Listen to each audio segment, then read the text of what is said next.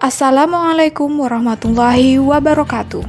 Pada kesempatan kali ini, saya akan melakukan demonstrasi kontekstual pada mata kuliah PPDB topik 3, yaitu membahas mengulas asesmen di ruang kelas. Asesmen yang akan diulas dalam kesempatan kali ini yaitu dalam mata pelajaran Bahasa Indonesia di kelas 11 F6 pada fase F.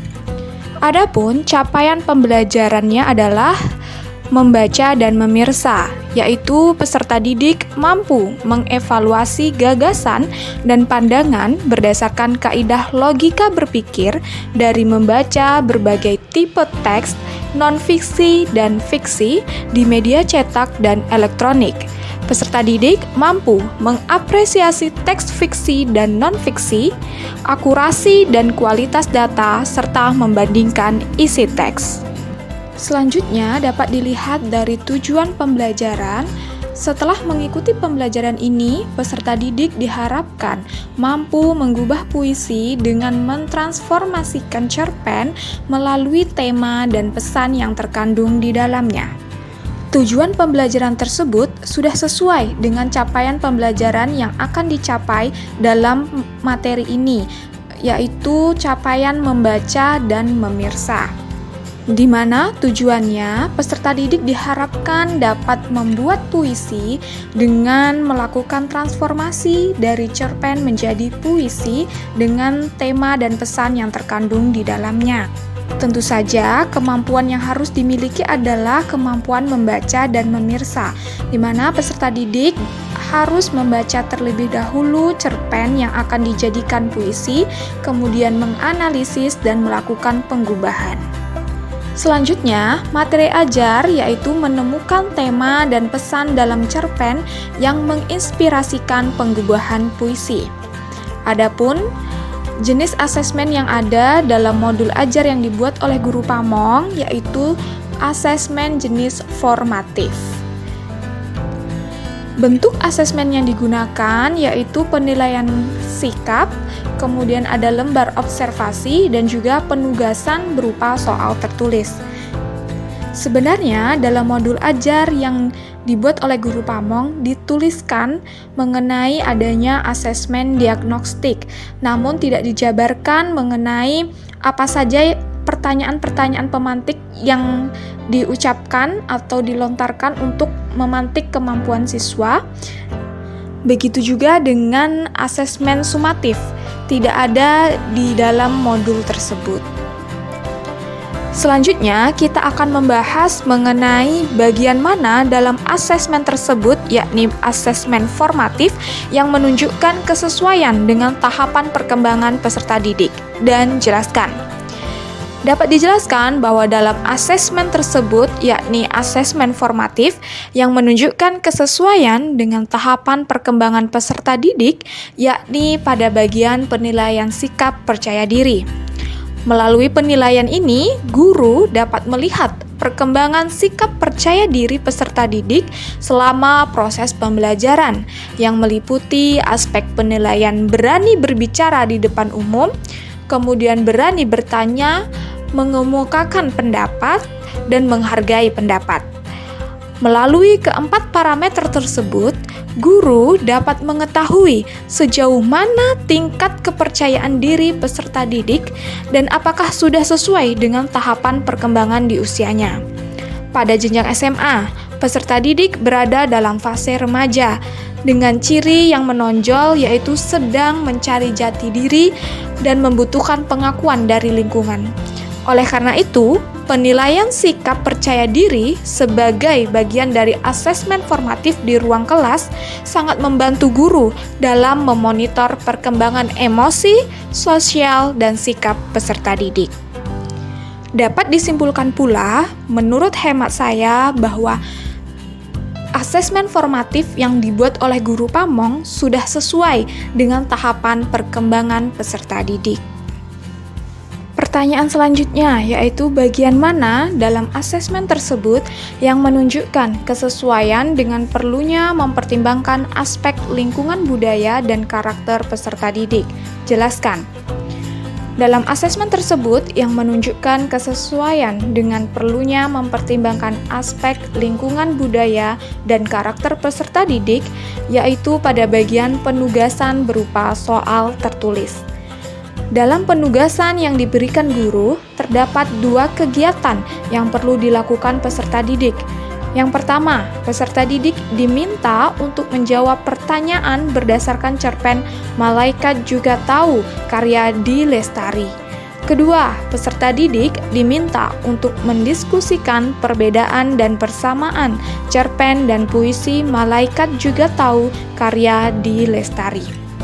Dalam hal ini, penugasan yang diberikan guru sudah memperhatikan aspek lingkungan budaya dan karakteristik peserta didik. Hal ini karena guru menyajikan cerpen dengan tema kasih seorang ibu yang masih sangat relevan dengan kehidupan sehari-hari. Cerpen dan puisi yang dipilih juga memuat unsur romansa yang disukai oleh peserta didik, bahkan juga relevan dengan pengalamannya.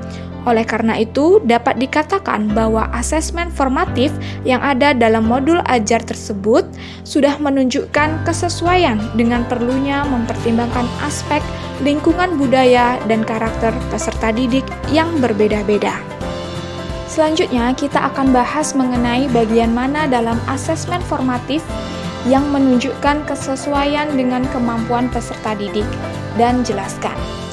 Dalam asesmen formatif yang dibuat oleh guru Pamong, hal yang menunjukkan kesesuaian dengan kemampuan peserta didik dapat dilihat pada bagian lembar observasi untuk penilaian rangkuman.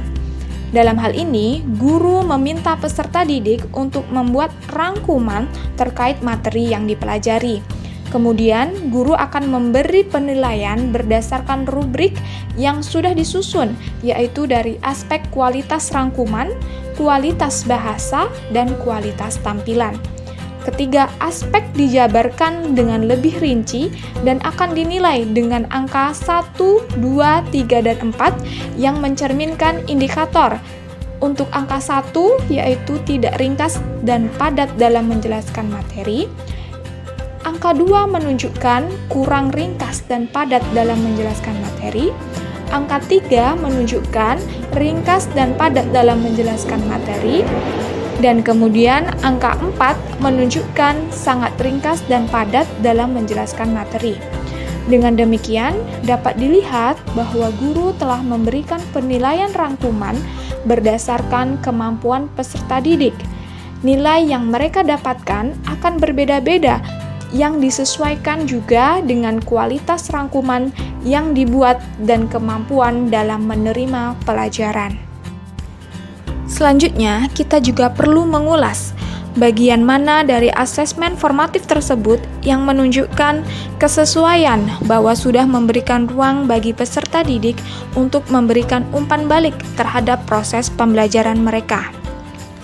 Dari ketiga bentuk asesmen formatif yang digunakan guru dalam modul ajar, baik itu berupa penilaian sikap, lembar observasi, dan juga penugasan berupa soal, dilihat bahwa belum ada bentuk asesmen yang menunjukkan kesesuaian terkait memberikan ruang bagi peserta didik untuk memberikan umpan balik terhadap proses pembelajaran yang dilakukan.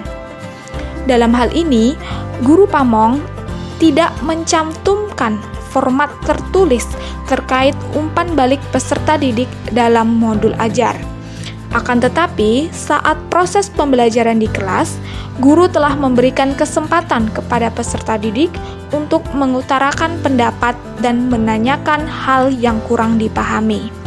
Maka dapat disimpulkan, sebenarnya dalam proses pembelajaran langsung di kelas, guru sudah memberikan umpan balik berupa menanyakan pendapat mereka mengenai pembelajaran yang telah dilakukan. Akan tetapi, di dalam modul tidak dituliskan secara nyata dan tidak ada format yang dicantumkan. Terakhir, kita akan menjawab pertanyaan, jika Anda menjadi guru di kelas tersebut, hal apa yang ingin Anda tingkatkan untuk lebih memaksimalkan efektivitas asesmen dengan memperhatikan tahapan perkembangan peserta didik, lingkungan budaya dan karakter peserta didik, serta kemampuan peserta didik. Tuliskan pendapatmu secara lengkap. Jika saya menjadi guru di kelas tersebut, saya ingin menambahkan asesmen lainnya, yaitu dari segi diagnostik dan sumatif. Saat memulai pembelajaran, terutama di awal tahun pembelajaran, tentu saja saya perlu melakukan observasi karakteristik dan lingkungan belajar peserta didik terlebih dahulu sebelum menyusun rancangan pembelajaran atau modul ajar. Kemudian, barulah saya akan melakukan asesmen diagnostik di awal pembelajaran, baik itu secara kognitif maupun non-kognitif. Hal ini bertujuan agar saya dapat mengetahui kemampuan awal peserta didik, kemudian minat dan gaya belajarnya. Kemudian, hasil dari asesmen diagnostik inilah yang akan saya jadikan bahan pertimbangan dalam membuat bentuk asesmen lainnya, yaitu asesmen formatif dan sumatif. Dengan catatan, saya perlu memperhatikan kebutuhan peserta didik yang berbeda-beda dan menyesuaikan dengan tahapan perkembangannya. Lebih lanjut, saya ingin mengemas asesmen yang diberikan kepada peserta didik dengan lebih menarik dan mengintegrasikan perkembangan teknologi sehingga peserta didik lebih tertarik mengerjakannya. Seperti yang dikatakan oleh Ki Hajar Dewantara bahwa dalam mendidik seorang anak, kita perlu menyesuaikan dengan perkembangan zamannya. Demikianlah ulasan yang dapat saya sampaikan terkait dengan asesmen yang dilakukan oleh guru pamong di ruang kelas. Terima kasih telah menonton video ini. Sampai jumpa di lain kesempatan.